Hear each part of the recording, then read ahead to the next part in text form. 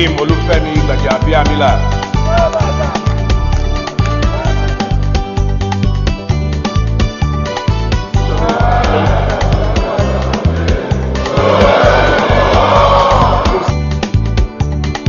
God bless you all.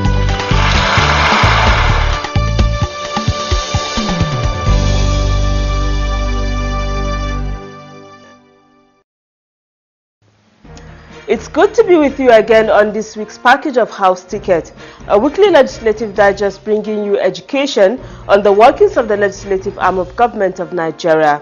Before the program starts fully, a quick reminder on the need to stay safe in the midst of the coronavirus pandemic and support our government in the fight to eradicate the virus by observing all safety protocols. On our program lineup, and in keeping with recent trends, we shall focus on the legislature's continued efforts in supporting government to tackle challenges brought about by the COVID-19 pandemic.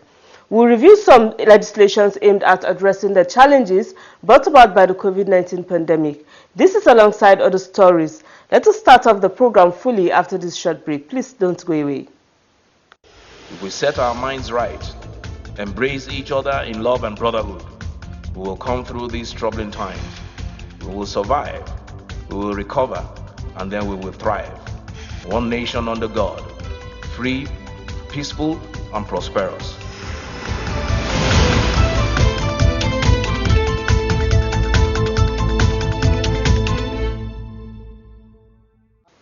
Many thanks for staying tuned.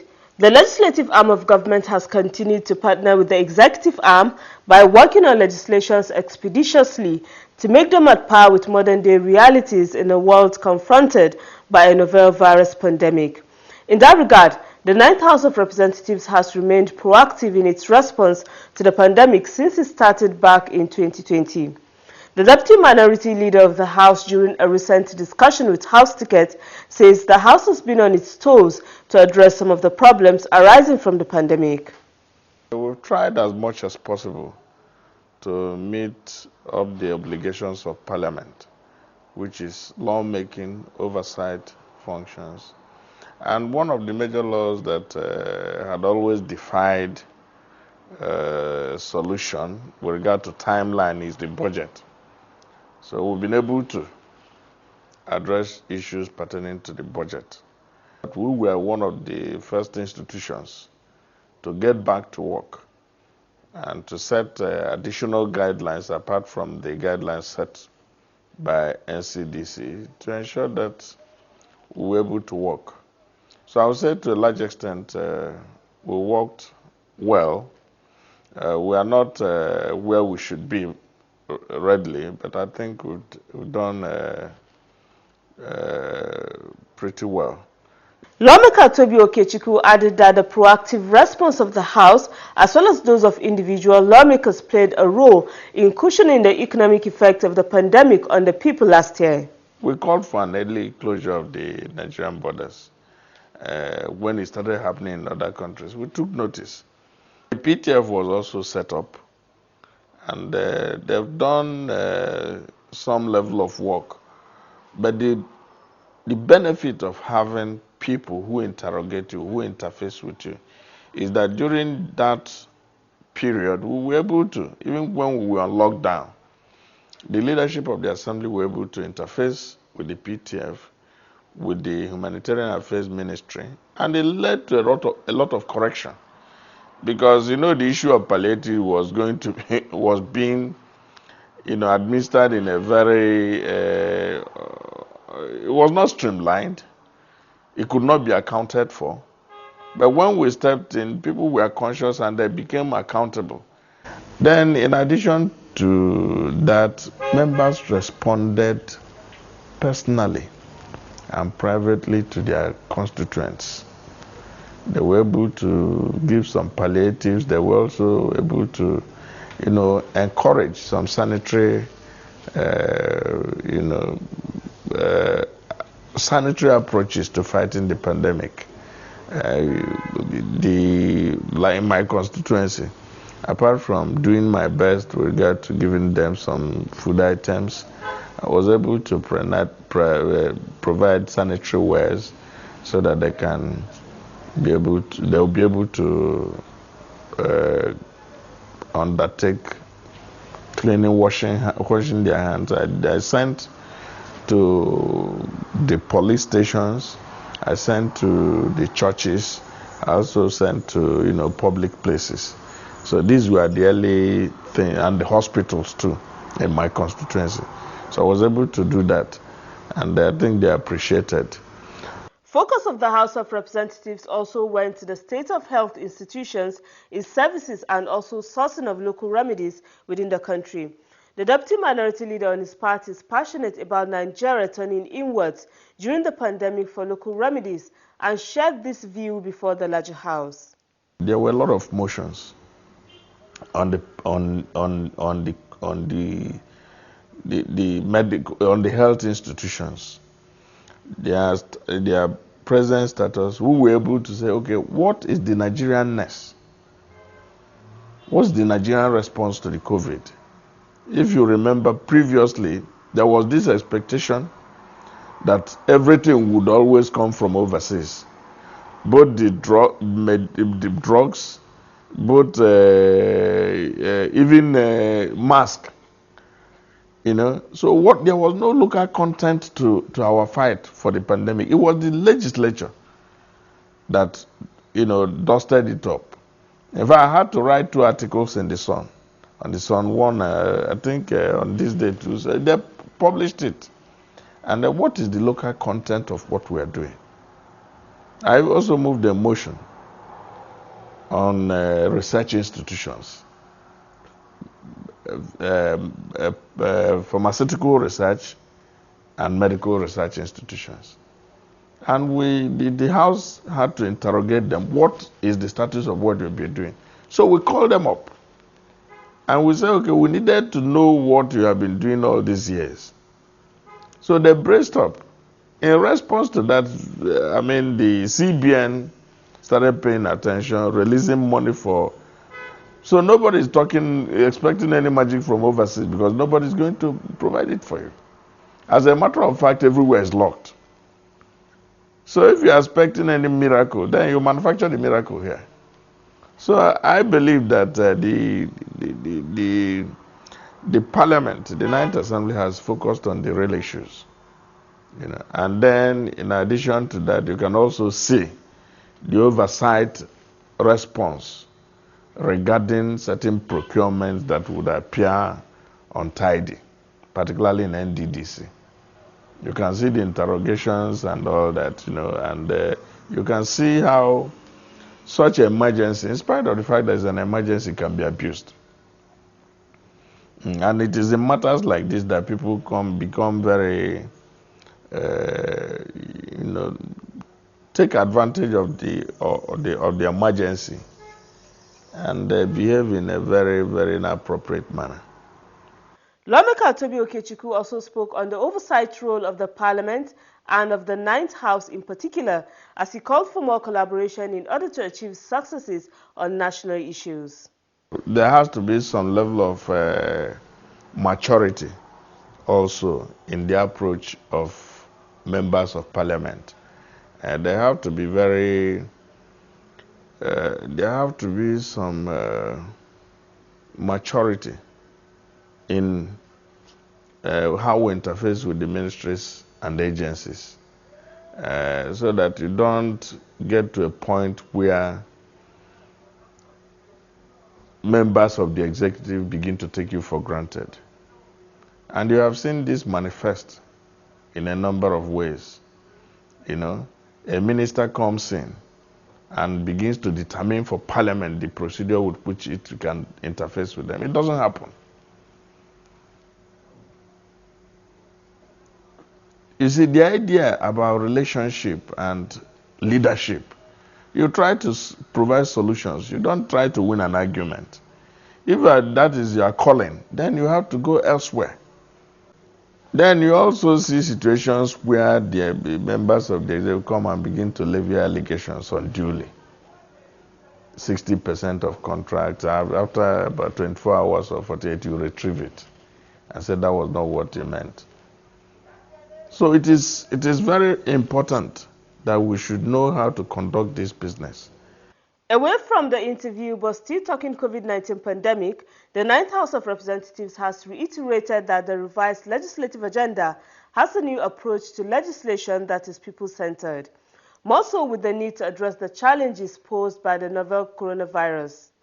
This much was stated when the Speaker and his colleagues had a roundtable discussion with international development agencies in Nigeria on strengthening partnerships for implementing the Ninth House legislative agenda. The Speaker, Femi Gbajabiamila, informed the international bodies that the revised legislative agenda aims at overcoming reactionary positions where interventions are motivated by demands of the cycle. The new way of thinking for the Ninth House under the guide of the revised legislative agenda will focus on proactive measures as it did when the outbreak of the coronavirus was recorded in Nigeria. In that regard, 10 priority areas will be the focus of intense legislations going forward. They are healthcare, education, security, economy, sustainable power, human capital development, and social investment. Others are agriculture and food security, environment and climate change, governance, and reform of the House of Representatives. The international development agencies, which comprise of the World Bank, European Union to Nigeria, ECOWAS, Japan International Cooperation Agency, and Canadian International Development Agency, amongst others, had responded positively by noting that the revised legislative agenda document is timely, considering the effect of coronavirus pandemic on world economies. The World Bank specifically advised for more attention to private sector participation, investment in the people, and the provision of infrastructure.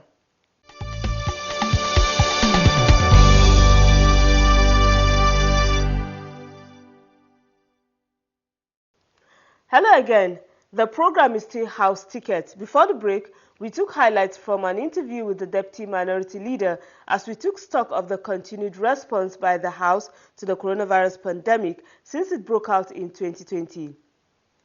We'll move on now to committee activities, focusing on deliberations to address economic challenges and cushion the effects of the virus on the economy of Nigeria. One of such is a deliberation of stakeholders in the aviation industry, as well as another meeting where rebuilding the economy was the main thrust. The report is compiled and presented from our studio. The Aviation Committee of the House held a 3-day public hearing to deliberate on 6 executive bills on the aviation sector, which are aimed at amending existing laws in the sector to conform to present-day reality of the COVID-19 pandemic. The bills are a bill for an act to repeal the Nigerian Meteorological Agency Establishment etc. Act 2003 and to enact the Nigerian Meteorological Agency Act to provide for the regulation of meteorology and related matters. A bill for an act to repeal the Nigerian College of Aviation Technology Act 2010 and to enact the Nigerian College of Aviation Technology Bill to provide for its organization, control and operation and for other related matters.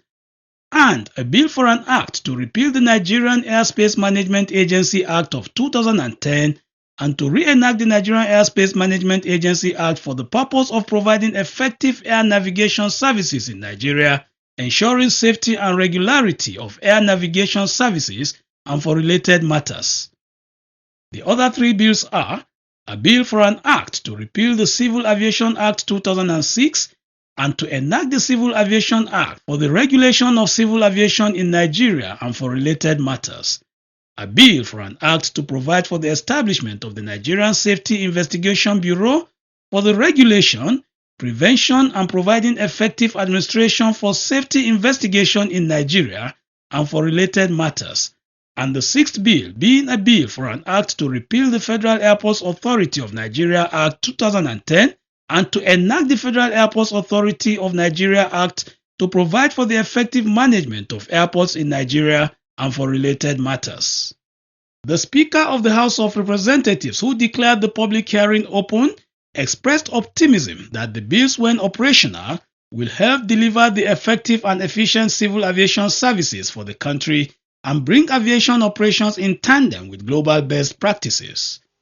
This is also part of the legislative agenda of the Ninth House, in pursuing reforms of critical economic sectors as well as continued response of the Ninth House to cushion the effects of the global coronavirus. Apart from meeting up with the international best practices, hence the need to amend and bring them in conformity with the international best standards. Now, if you understand legislative work, when you repeal like that, it means that you are jettisoning the whole body of that act. And because of developments and exigencies, you are reenacting a new act. And that is why I ask, where are the stakeholders? Where is the private sector? So out of 6 bills, we have 5 repeals and 1 bill, fresh bill that deals with investigations. So these bills are not cosmetic at all. They go to the very heart and to the core of the aviation industry. That's why they're very important, and this public hearing is very, very important. It is imperative to know that the development of our aviation industry is an added advantage to the growth of our economies. It is in this vein that the House of Representatives will continue to support total rehabilitation and upgrading of our airports and allied services. The Speaker then commended the executive arm of government for the initiative and willingness to collaborate with the National Assembly in developing the sector, while assuring of the legislative commitment to provide all necessary laws and needed oversight to achieve the purpose intended for the sector. Earlier on, the chairman of the committee had urged stakeholders for collaboration in making the sector more robust and viable so that it can bounce back in spite of the impact of coronavirus. We cannot overemphasize the importance of this sector to the country's GDP and revenue generation. We intend to collaborate with the relevant agencies to ensure the appropriate avenues are created for economic development in the industry, so as to bring them up to date with the operational requirements and dictates of the industry. Further to that, there is a compelling need to align the sector with the international best practices as outlined in the International Civil Aviation Organization ICAO guidelines. Among stakeholders present at the opening of the public hearing was the Minister of Aviation, Hadi Sirika. Mr. Chairman, honorable members, the journey to this amendment has been long and tedious,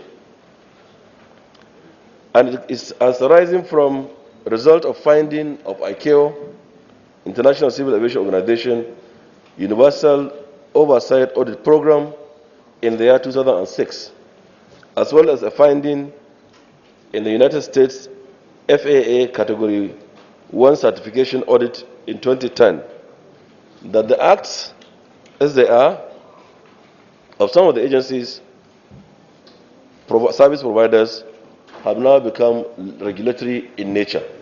A committee involving relevant stakeholders was constituted by me to review the Establishment Act of 6 aviation agencies, not only to close the audit findings by removing regulatory powers from service provider agencies, but to also, 1, bring the respective acts up to date with development in international civil aviation, as there is only one aviation and there is no aviation B.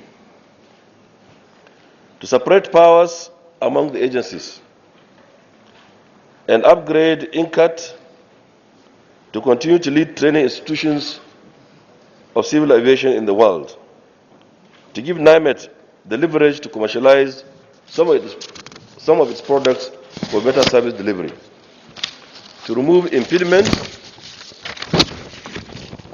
into smooth running of the functions of the agencies and ensure seamless coexistence between these agencies. And lastly, F, to encourage the agencies to initiate avenues.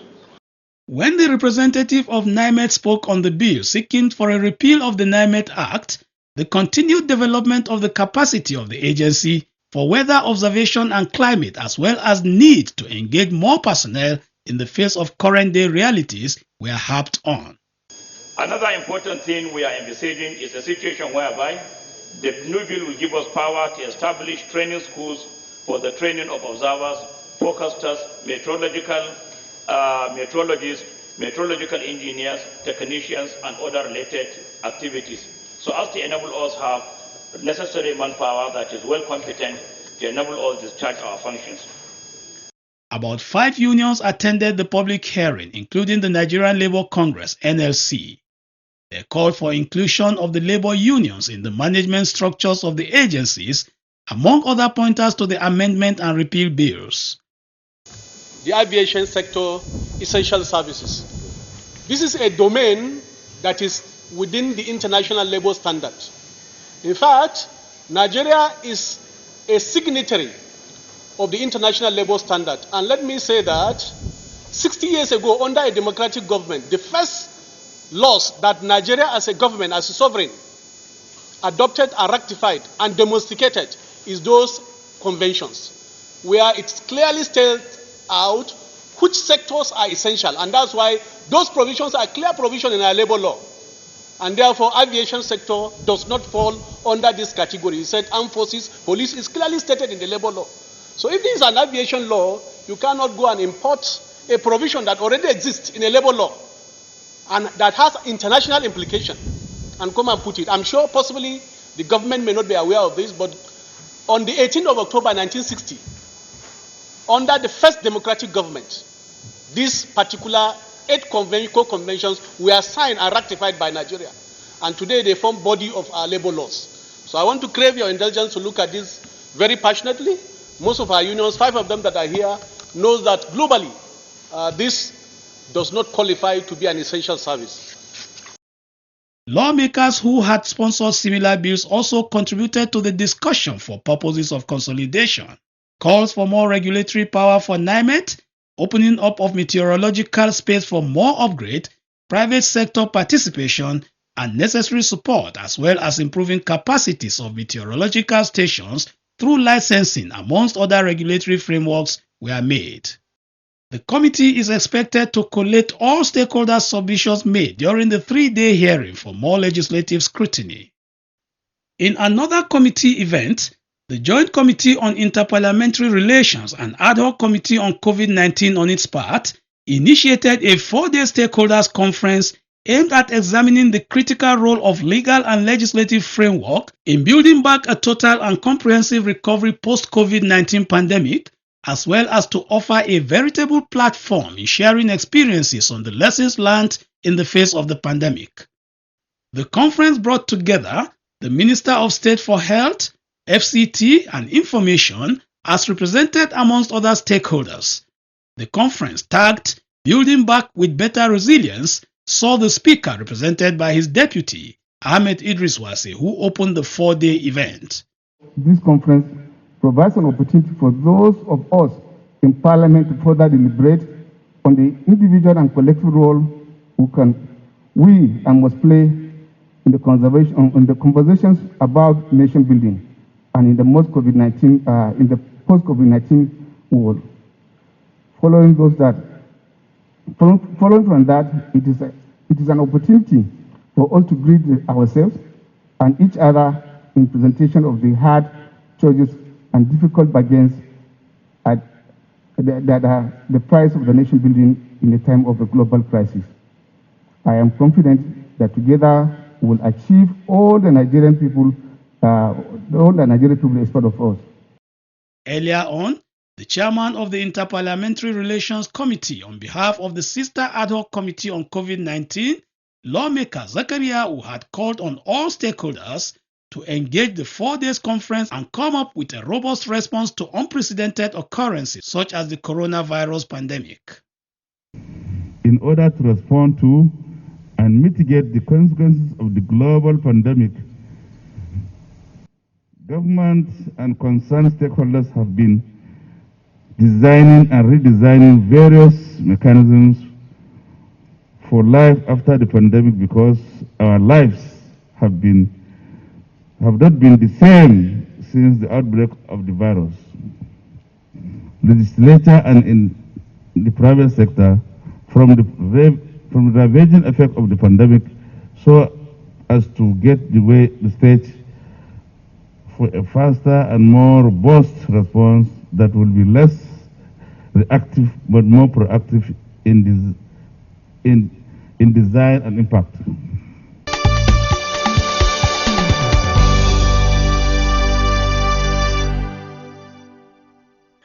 We come to the end of the package here. I urge you to stay safe and help flatten the curve of the coronavirus pandemic by complying with all safety protocols.